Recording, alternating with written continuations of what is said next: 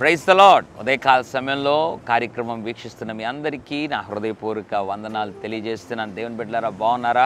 ఉదయకాల సమయంలో నీ హృదయ పరిస్థితి ఎలా ఉంది? హృదయం దేంతో నింపుకున్నావు? ప్రభువుతో నింపుకున్నావా, లేదా పాపంతో, లోకంతో, లోక సంబంధమైనటువంటి కార్యకలాపాలతో నింపుకున్నావా? దేవుని ప్రియబిడ్డలారా, క్రైస్తవుని జీవితం దేవుని మహిమార్థమై, అనేకుల రక్షణార్థమై, ఆత్మీయ జీవితంలో ఒడిదుడుకు లేకుండా పడిపోకుండా ఉండాలి అని అంటే హృదయం చాలా భద్రంగా కాపాడుకోవాలి. అందుకే సొలొమోను, జ్ఞాని అయిన సొలొమోను రాసినటువంటి ఒక మాటను ఉదయకాలం దేవుడు జ్ఞాపకం చేయాలని ఆశపడుతున్నాడు. సామెతల గ్రంథం 4వ అధ్యాయం 23వ వచనం, నీ హృదయమును భద్రముగా కాపాడుకొనుము.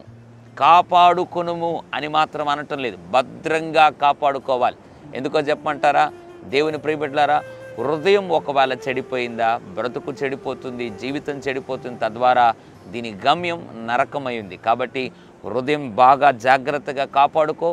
దేవునికి ఏవైతే ఇష్టం లేవో, దేవునికి ఏదైతే నచ్చవో, ఆయాసకరమో వాటన్నిటినీ హృదయముల నుండి ఒకవేళ ఉన్నట్లయితే తొలగించుకొని ప్రభువుకు ప్రీతికరంగా జీవించి దేవుని రాజ్యమునకు వారసులు మగుదుముగాక. పరిశుద్ధుడ తండ్రి, నీ వందనాలు.